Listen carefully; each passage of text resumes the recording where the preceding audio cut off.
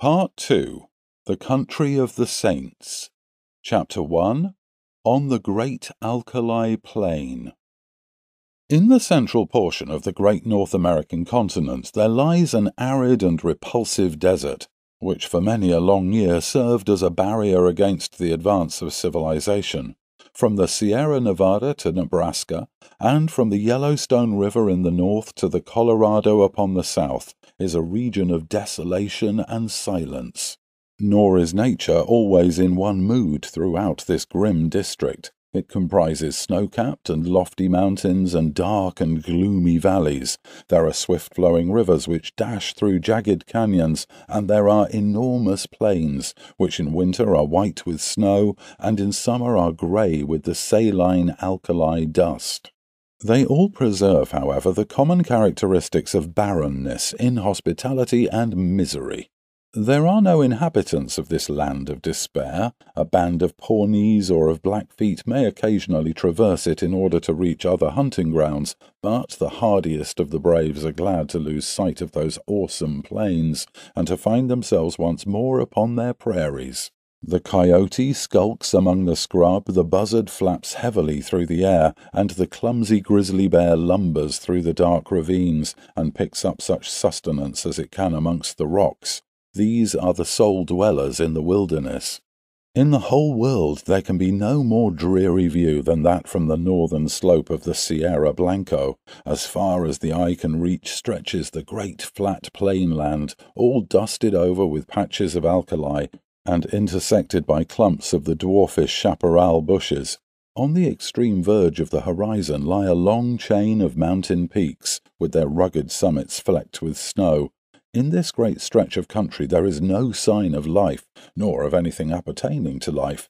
There is no bird in the steel-blue heaven, no movement upon the dull grey earth. Above all, there is absolute silence. Listen as one may, there is no shadow of a sound in all that mighty wilderness, nothing but silence, complete and heart-subduing silence. It has been said that there is nothing appertaining to life upon the broad plain. That is hardly true. Looking down from the Sierra Blanco, one sees a pathway traced out across the desert, which winds away and is lost in the extreme distance. It is rutted with wheels and trodden down by the feet of many adventurers. Here and there are scattered white objects which glisten in the sun and stand out against the dull deposit of alkali. Approach and examine them. They are bones, some large and coarse, others smaller and more delicate. The former have belonged to oxen, the latter to men. For 1,500 miles one may trace this ghastly caravan route by these scattered remains of those who had fallen by the wayside. Looking down on this very scene, there stood upon the 4th of May, 1847, a solitary traveller. His appearance was such that he might have been the very genius or demon of the region. An observer would have found it difficult to say whether he was nearer to 40 or to 60. His face was lean and haggard, and the brown parchment-like skin was drawn tightly over the projecting bones. His long brown hair and beard were all flecked and dashed with white. His eyes were sunken in his head and burned with an unnatural lustre, while the hand which grasped his rifle was hardly more fleshy than that of a skeleton. As he stood he leaned upon his weapon for support, and yet his tall figure and the massive framework of his bones suggested a wiry and vigorous constitution. His gaunt face, however, and his clothes which hung so baggily over his shriveled limbs, proclaimed what it was that gave him that senile and decrepit appearance. The man was dying from hunger and from thirst. He had toiled painfully down the ravine and onto this little elevation, in the vain hope of seeing some signs of water. Now the great salt plain stretched before his eyes, and the distant belt of savage mountains, without a sign anywhere of plant or tree which might indicate the presence of moisture. In all that broad landscape there was no gleam of hope. North and east and west he looked with wild, questioning eyes, and then he realized that his wanderings had come to an end, and that there, on that barren crag, he was about to die. "Why not here, as well as in a feather bed 20 years hence?" he muttered as he seated himself in the shelter of a boulder. Before sitting down, he had deposited on the ground his useless rifle, and also a large bundle tied up in a grey shawl, which he had carried slung over his right shoulder. It appeared to be somewhat too heavy for his strength, for in lowering it, it came down to the ground with some little violence. Instantly there broke from the grey parcel a little moaning cry, and from it there protruded a small, scared face with very bright brown eyes and two little speckled, dimpled fists. "You've hurt me," said a childish voice reproachfully. "Have I, though?" the man answered penitently. "I didn't go for to do it." As he spoke, he unwrapped the grey shawl and extricated a pretty little girl of about 5 years of age, whose dainty shoes and smart pink frock with its little linen apron all bespoke a mother's care. The child was pale and wan, but her healthy arms and legs showed that she had suffered less than her companion. "How is it now?" he answered anxiously, for she was still rubbing the towsy golden curls which covered the back of her head. "Kiss it and make it well," she said with perfect gravity, showing the injured part up to him. "That's what Mother used to do. Where's Mother?" "Mother's gone. I guess you'll see her before long." "Gone, eh?" said the little girl. "Funny, she didn't say goodbye. She most always did if she was just going over to Auntie's for tea, and now she's been away 3 days. Say, it's awful dry, ain't it? Ain't there no water nor nothing to eat?" "No, there ain't nothing, dearie. You'll just need to be patient a while, and then you'll be all right. Put your head up agin me like that, and then you'll feel bullier. It ain't easy to talk when your lips is like leather, but I guess I'd best let you know how the cards lie. What's that you got?" "Pretty things, fine things," cried the little girl enthusiastically, holding up 2 glittering fragments of mica. "When we goes back home, I'll give 'em to Brother Bob." "You'll see prettier things than them soon," said the man confidently. "You just wait a bit. I was going to tell you, though. You remember when we left the river?" "Oh, yes." "Well, we reckoned we'd strike another river soon, d'ye see? But there was something wrong. Compasses or map or something, it didn't turn up. Water just ran out, just except a little drop for the likes of you and... "And you couldn't wash yourself," interrupted his companion gravely, staring up at his grimy visage. "No, nor drink. And Mr. Bender, he was the first to go, and then Indian Pete, and then Mrs. McGregor, and then Johnny Hones, and then, dearie, your mother." "Then Mother's a deader too?" cried the little girl, dropping her face in her pinafore and sobbing bitterly. "Yeah, they all went except you and me. Then I thought there was some chance of water in this direction, so I heaved you over my shoulder and we tramped it together. It don't seem as though we've improved matters. There's an almighty small chance for us now." "Do you mean that we are gonna die too?" asked the child, checking her sobs and raising her tear-stained face. "I guess that's about the size of it." "Why didn't you say so before?" she said, laughing gleefully. "You gave me such a fright. Why, of course, now as long as we die we'll be with Mother again." "Yes, you will, dearie." "And you too. I'll tell her how awful good you've been. I'll bet she meets us at the door of heaven with a big pitcher of water and a lot of buckwheat cakes hot and toasted on both sides, like Bob and me was fond of. How long will it be first?" "I don't know. Not very long." The man's eyes were fixed upon the northern horizon. In the blue vault of the heaven there had appeared 3 little specks which increased in size every moment, so rapidly did they approach. They speedily resolved themselves into 3 large brown birds, which circled over the heads of the 2 wanderers, and then settled upon some rocks which overlooked them. They were buzzards, the vultures of the west, whose coming is the forerunner of death. "Cocks and hens!" cried the little girl gleefully, pointing at their ill-omened forms, and clapping her hands to make them rise. "Say, did God make this country?" "Of course he did," said her companion, rather startled by this unexpected question. "He made the country down in Illinois, and he made the Missouri," the little girl continued. "I guess somebody else made the country in these parts. It's not nearly so well done. They forgot the water and the trees." "What would you think of offering up prayer?" the man asked diffidently. "It ain't night yet," she answered. "It don't matter. It ain't quite regular, but he won't mind that, you bet. You say over them ones that you used to say every night in the wagon when we was on the plains." "Why don't you say some yourself?" the child asked with wondering eyes. "I disremember them," he answered. "I ain't said none since I was half the height of that gun." I guess it's never too late. You say 'em out, and I'll stand by and come in on the choruses." "Then you'll need to kneel down, and me too," she said, laying the shawl out for that purpose. "You've got to put your hands up like this. It makes you feel kind of good." It was a strange sight, had there been anything but the buzzards to see it. Side by side on the narrow shawl knelt the two wanderers, the little prattling child and the reckless, hardened adventurer. Her chubby face and his haggard, angular visage were both turned up to the cloudless heaven in heartfelt entreaty to that dread being with whom they were face to face, while the two voices, the one thin and clear, the other deep and harsh, united in the entreaty for mercy and forgiveness. The prayer finished, they resumed their seat in the shadow of the boulder until the child fell asleep, nestling upon the broad breast of her protector.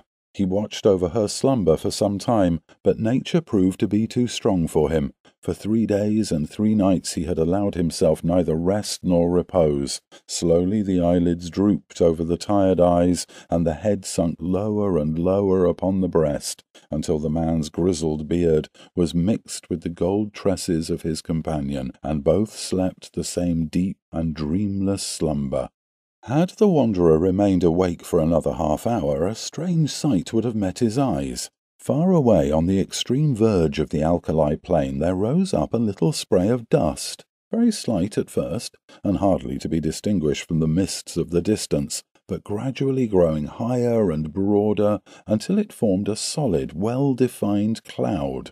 This cloud continued to increase in size until it became evident that it could only be raised by a great multitude of moving creatures.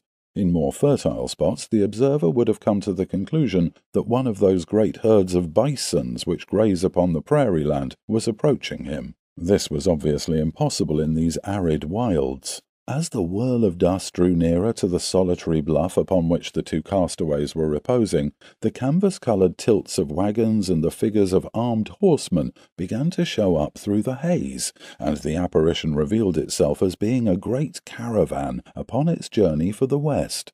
But what a caravan! When the head of it had reached the base of the mountains, the rear was not yet visible on the horizon. Right across the enormous plain stretched the straggling array, wagons and carts, men on horseback and men on foot. Innumerable women who staggered along under burdens, and children who toddled beside the wagons or peeped out from under the white coverings. This was evidently no ordinary party of immigrants, but rather some nomad people who had been compelled, from stress of circumstances, to seek themselves a new country. There rose through the clear air a confused clattering and rumbling from this great mass of humanity, with the creaking of wheels and the neighing of horses. Loud as it was not sufficient to rouse the two tired wayfarers above them. At the head of the column there rode a score or more of grave, iron-faced men, clad in sombre homespun garments and armed with rifles. On reaching the base of the bluff they halted, and held a short council among themselves. "The wells are to the right, my brothers," said one, a hard-lipped, clean-shaven man with grizzly hair. "To the right of the Sierra Blancos, so we shall reach the Rio Grande," said another. "Fear not for water," cried a third. "He who could draw it from the rocks will not now abandon his own chosen people." "Amen, amen," responded the whole party. They were about to resume their journey, when one of the youngest and keenest-eyed uttered an exclamation and pointed up at the rugged crag above them. From its summit there fluttered a little wisp of pink, showing up hard and bright against the grey rocks behind. At the sight there was a general reining up of horses and unslinging of guns, while fresh horsemen came galloping up to reinforce the vanguard. The word Redskins was on every lip. "There can't be any number of Indians here," said the elderly man, who appeared to be in command. "We have passed the Pawnees, and there are no other tribes until we cross the great mountains." "Shall I go forward and see, Brother Stangerson?" asked one of the band. And I, cried a dozen voices. "Leave your horses below, and we will await you here," the elder answered. In a moment the young fellows had dismounted, fastened their horses, and were ascending the precipitous slope which led up to the object which had excited their curiosity. They advanced rapidly and noiselessly with the confidence and dexterity of practised scouts. The watchers from the plain below could see them flit from rock to rock until their figures stood out against the skyline. The young man who had first given the alarm was leading them. Suddenly his followers saw him throw up his hands, as though overcome with astonishment, and on joining him they were affected in the same way by the sight which met their eyes. On the little plateau which crowned the barren hill there stood a single giant boulder, and against this boulder there lay a tall man, long-bearded and hard-featured, but of an excessive thinness. His placid face and regular breathing showed that he was fast asleep. Beside him lay a child, with her round white arms encircling his brown sinewy neck, and her golden-haired head resting upon the breast of his velveteen tunic. Her rosy lips were parted, showing the regular line of snow-white teeth within, and a playful smile played over her infantile features. Her plump little white legs, terminating in white socks and neat shoes with shining buckles, offered a strange contrast to the long shriveled members of her companion. On the ledge of rock above this strange couple there stood 3 solemn buzzards who, at the sight of the newcomers, uttered raucous screams of disappointment and flapped sullenly away. The cries of the foul birds awoke the 2 sleepers, who stared about them in bewilderment. The man staggered to his feet and looked down upon the plain which had been so desolate when sleep had overtaken him, and which was now traversed by this enormous body of men and of beasts. His face assumed an expression of incredulity as he gazed, and he passed his bony hand over his eyes. "This is what they call delirium, I guess," he muttered. The child stood beside him, holding on to the skirt of his coat, and said nothing, but looked all around her with the wondering, questioning gaze of childhood. The rescuing party were speedily able to convince the 2 castaways that their appearance was no delusion. One of them seized the little girl and hoisted her upon his shoulder, while 2 others supported her gaunt companion and assisted him towards the wagons. "My name is John Ferier," the wanderer explained. "Me and that little un are all that's left of 21 people. The rest is all dead of thirst and hunger away down in the south." "Is she your child?" asked someone. "I guess she is now," the other cried defiantly. "She's mine 'cause I saved her. No man will take her from me. She's Lucy Ferrier from this day on. Who are you, though?" he continued, glancing with curiosity at his stalwart, sunburned rescuers. "There seems to be a powerful lot of you." "Nigh unto 10,000, said one of the young men. "We are the persecuted children of God, the chosen of the angel Moroni." "I never heard tell on him," said the wanderer. "He appears to have chosen a fair crowd of you." "Do not jest at that which is sacred," said the other sternly. "We are of those who believe in those sacred writings, drawn in Egyptian letters on plates of beaten gold, which were handed unto the holy Joseph Smith at Palmyra. We have come from Nauvoo, in the state of Illinois, where we founded our temple. We have come to seek a refuge from the violent man and from the godless, even though it be the heart of the desert." The name of Nauvoo evidently recalled recollections to John Ferier. "I see," he said. "You are the Mormons." "We are the Mormons," answered his companions with one voice. "And where are you going?" "We do not know. The hand of God is leading us under the person of our prophet. You must come before him. He shall say what is to be done with you." They had reached the base of the hill by this time, and were surrounded by crowds of the pilgrims, pale-faced, meek-looking women, strong, laughing children, and anxious, earnest-eyed men. Many were the cries of astonishment and of commiseration which arose from them when they perceived the youth of one of the strangers and the destitution of the other. Their escort did not halt, however, but pushed on, followed by a great crowd of Mormons, until they reached a wagon, which was conspicuous for its great size and for the gaudiness and smartness of its appearance. 6 horses were yoked to it, whereas the others were furnished with 2, or at most 4 apiece. Beside the driver there sat a man who could not have been more than 30 years of age, but whose massive head and resolute expression marked him as a leader.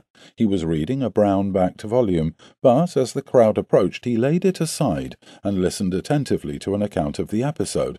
Then he turned to the 2 castaways. "If we take you with us," he said in solemn words, "it can only be as believers in our own creed. We shall have no wolves in our fold. Better far that your bones should bleach in this wilderness than that you should prove to be that little speck of decay which in time corrupts the whole fruit. Will you come with us on these terms?" "Guess I'll come with you on any terms," said Fer'ye with such emphasis that the grave elders could not restrain a smile. The leader alone retained his stern, impressive expression. "Take him, Brother Stangerson," he said. "Give him food and drink, and the child likewise. Let it be your task also to teach him our holy creed. We have delayed long enough. Forward, on to Zion." On to Zion," cried the crowd of Mormons, and the words rippled down the long caravan, passing from mouth to mouth until they died away in a dull murmur in the far distance. With a cracking of whips and a creaking of wheels, the great wagons got into motion, and soon the whole caravan was winding along once more. The elder to whose care the two waifs had been committed led them to his wagon, where a meal was already awaiting them. "You shall remain here," he said. "In a few days you will have recovered from your fatigues. In the meantime, remember that now and forever you are of our religion. Brigham Young has said it, and he has spoken with the voice of Joseph Smith, which is the voice of God."